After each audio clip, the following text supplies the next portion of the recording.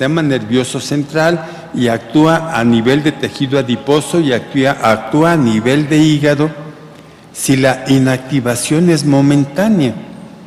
Entonces, en la actualidad decimos que GLP-1 actúa a través del sistema de red neurológica de intestino, del plexo nervioso mioentérico, y es a través de esta información neurológica que llega información al sistema nervioso central.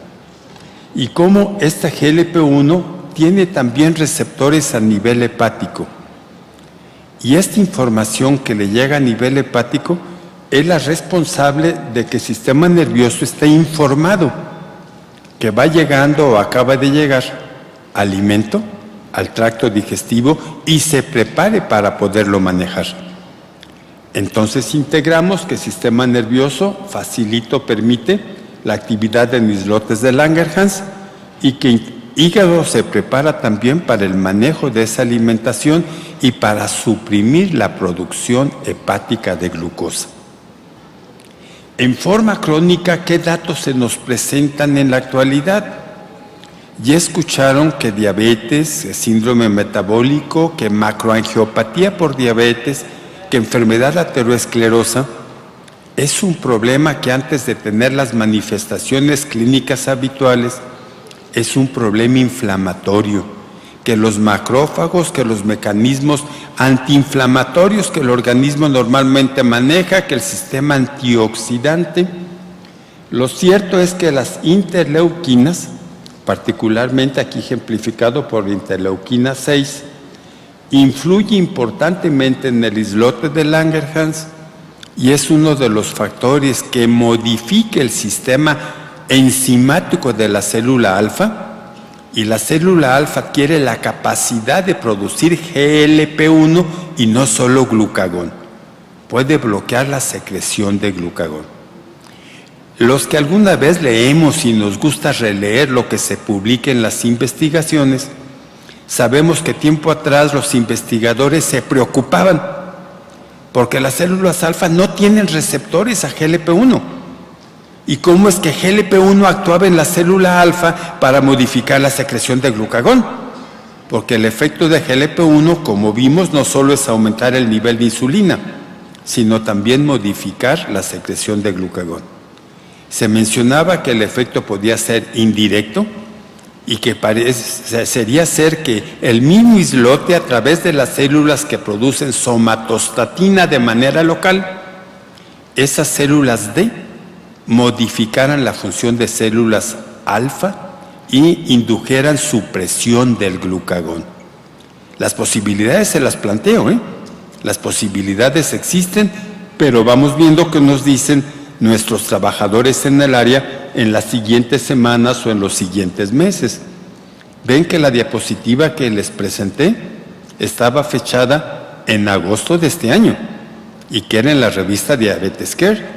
Entonces quise yo hacer el señalamiento en esta área porque es de los avances moleculares en la secreción y actividad de las incretinas. Bueno, ¿qué les señalo ya en forma resumida? Que tanto GLP-1 como el péptido insulinotrópico dependiente de glucosa modulan la secreción de insulina de manera inteligente. Hay glucosa alta, se liberan más. La glucosa es normal o es glucosa baja, puede que no se liberen. Regulan todo lo que aquí les estoy señalando. Pero ven que quiero señalar que además de la secreción de insulina, influyen en la célula beta. Son factores que permiten la sobrevida de célula beta. La capacitarán a la célula beta para defenderse de la agresión que supone la diabetes mellitus tipo 2. Bueno, en modelos animales parece que sí. Que se haga nueva formación de células beta en el humano es dudoso, Poco probable. En roedores, claro que sí se puede hacer.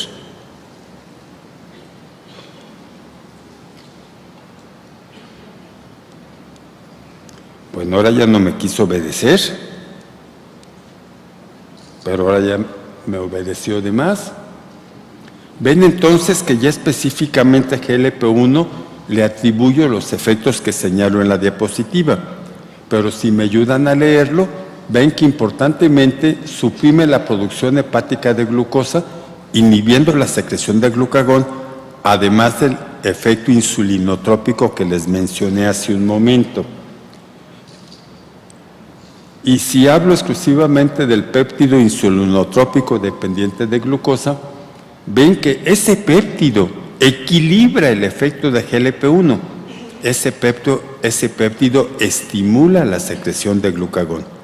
De nuevo, todo lo demás es cierto, pero la idea básica que les quiero transmitir es la que aquí estoy señalando.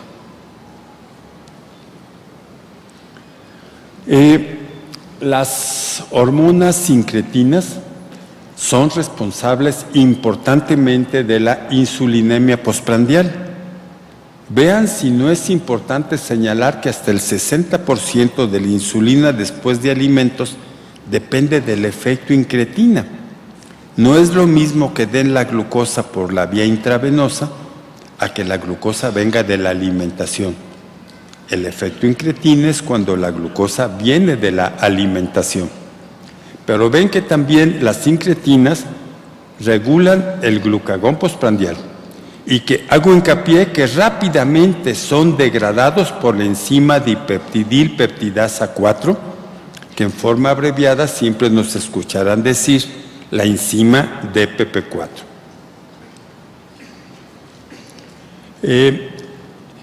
Vamos a hablar entonces de la enzima DPP4. Es algo importante para nosotros y es importante para la farmacología. ¿Qué les digo? Que esta enzima es una proteasa, ¿sí? Que es parte de una familia que inactiva un porcentaje importante de GLP-1 en pocos minutos y también del GIP lo inactiva en pocos minutos. Que esta enzima es selectiva para estos dos compuestos moleculares y que los fármacos que se emplean para modificar esta DPP4, son los que empleamos en la clínica, pues hasta el momento no han tenido alteraciones significativas en otras áreas de nuevo a nivel molecular. La DPP4 es una proteasa que influye a nivel de la degradación de proteínas y tiene dos presentaciones. ¿Es una enzima circulante o es una enzima de membrana celular? Esta proteasa está entonces en la pared celular, pero también se encuentra circulante por todo el organismo. ¿Qué les digo? Que es miembro de una familia. Y la familia de esta proteasa tiene relación con el sistema inmune, con la actividad inflamatoria, con biología de los trasplantes, con neoplasias y metástasis, migración de células progenitoras, células madre, e incluso influyen también en la conducta. Entonces es algo que nos debe llamar la atención cuando hablamos de un medicamento, saber que la enzima que degrada este producto es parte de una familia en la que hay que considerar otras condiciones.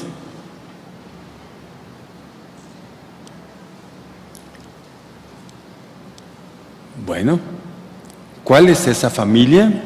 Aquí se las presento. Sí, tienen razón, es una diapositiva compleja. Mi intención no es analizar a cada uno de los miembros de la familia que para la época de esta publicación se conocían, sino hacer señalamiento que hay varias enzimas relacionadas con la DPP4 que tienen otros efectos, como aquí los estoy señalando. No siempre se conoce el efecto y que tienen un grado de especificidad que puede ser variable. Entonces, esta enzima DPP4 en la fisiología habitual, verán que puede tener repercusión en todos esos compuestos, no solo en GLP-1 y en GIP, sino en glucagón, la sustancia P, quimiosinas del estroma, hormona liberadora de hormonas del crecimiento, péptido Y y péptido YY, y que si quiero considerar los sustratos más allá de la concentración fisiológica, o sea, sustratos ya farmacológicos, todavía la posibilidad de efecto de esta enzima tendría que ver con esta lista gigantesca de posibles efectos colaterales. De nueva cuenta, en la clínica esto no se ha visto, pero quienes manejamos estos compuestos debemos estar al tanto a largo plazo qué pasará. ¿Será posible que el bloquear la enzima se llegue a manifestar en otras áreas? Bueno, hasta ahorita ya tenemos años de emplear estos productos y nos ha ido excelentemente bien, pero no es por demás recordar lo que la investigación básica nos comenta.